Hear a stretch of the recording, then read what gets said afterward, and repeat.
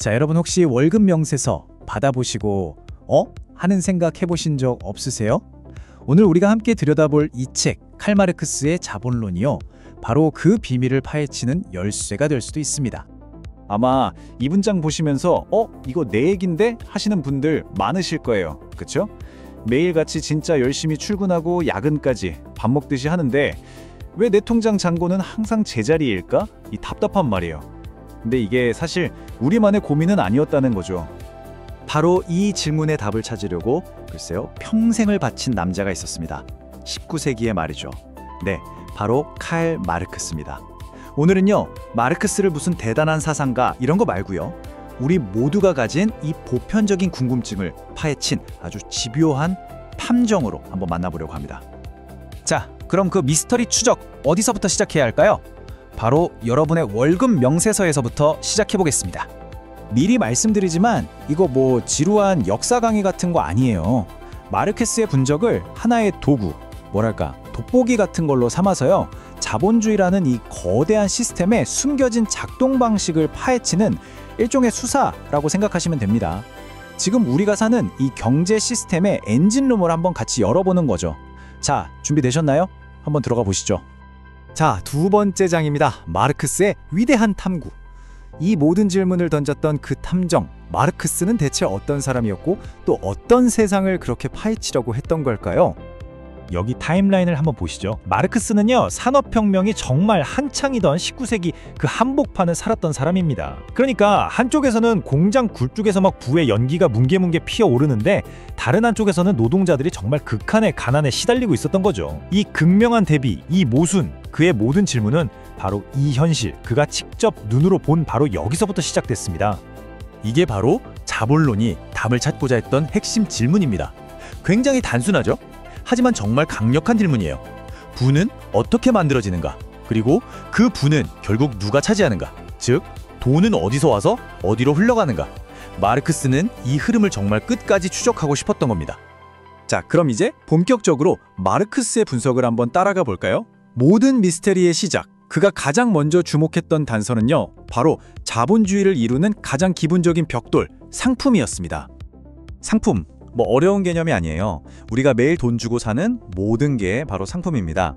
아침에 마시는 커피 한 잔, 지금 들고 계신 스마트폰, 심지어 우리가 인터넷으로 듣는 강의 같은 서비스까지도요.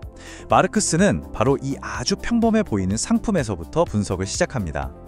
마르크스는 이 상품에 두 가지 얼굴이 있다고 봤습니다. 여기가 정말 흥미로운 지점인데요.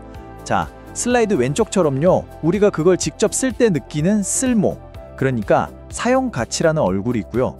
그리고 오른쪽처럼 시장에 내다펼 때 이게 얼마짜리냐 하는 가격, 즉 교환 가치라는 또 다른 얼굴이 있다는 거죠. 그러면 말이죠, 이 상품의 가격, 즉 교환 가치는 대체 뭘로 정해지는 걸까요? 왜 어떤 건 비싸고 또 어떤 건 쌀까요? 보통은 뭐 수요와 공급, 아니면 브랜드 가치 이런 걸 떠올리잖아요.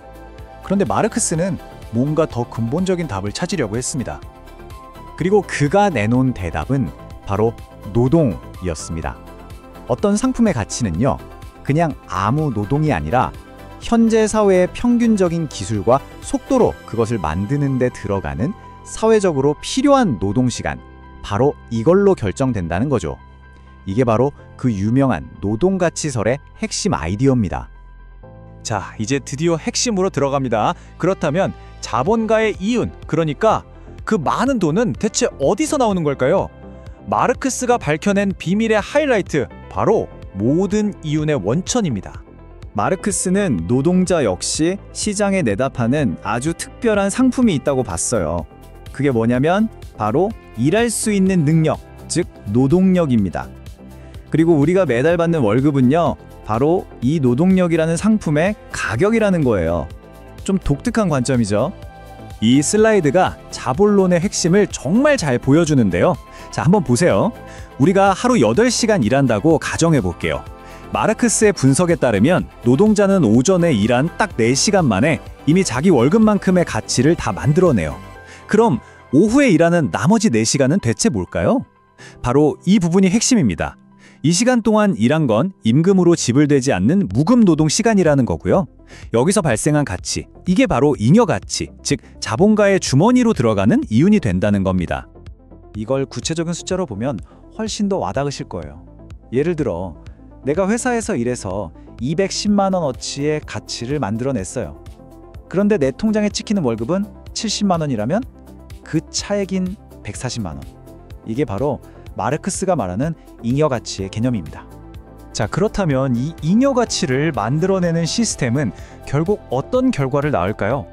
마르크스는 이것이야말로 불평등을 끊임없이 자동으로 만들어내는 엔진이라고 봤습니다. 생각해보세요. 자본가 입장에서는 이윤, 즉 잉여 가치를 최대한 늘리고 싶겠죠. 그럼 방법이 뭘까요? 아주 간단합니다. 이 슬라이드에 나온 것처럼 아예 노동 시간을 늘리거나 아니면 같은 시간 동안 더 빡세게 일하게 만들거나 그것도 아니면 임금 자체를 깎는 겁니다. 마르크스는 이게 바로 자본주의가 굴러가는 본질적인 동력이라고 분석한 거죠. 이 과정이 계속 반복되면서 사회는 점점 두 개의 극으로 나뉘게 됩니다. 한쪽에서는 이 잉여 가치가 계속 재투자되면서 눈덩이처럼 부가 불어나는 자본 축적이 일어나고요. 다른 한쪽에서는 임금은 제자리 걸음이고 일자리는 점점 불안해지는 빈곤의 축적이 동시에 일어난다는 겁니다. 이것이 바로 마르크스가 진단했던 자본주의의 구조적인 모순인 거죠. 자, 그럼 이 150년도 더 된 분석과 경고, 마르크스가 던졌던 질문들은 과연 오늘날 우리에게 어떤 의미가 있을까요? 마지막 장입니다. 물론 역사가 마르크스의 예상대로만 흘러가진 않았습니다. 그가 예언했던 혁명 대신에 많은 나라들은 높은 세금이나 보편적 복지, 또 강력한 노동조합 같은 일종의 완충 장치를 만들어서 자본주의의 문제점을 보완하고 균형을 맞추려고 노력했죠. 하지만 그가 던졌던 그 근본적인 질문들만큼은 여전히 우리 곁에 살아 숨쉬고 있습니다.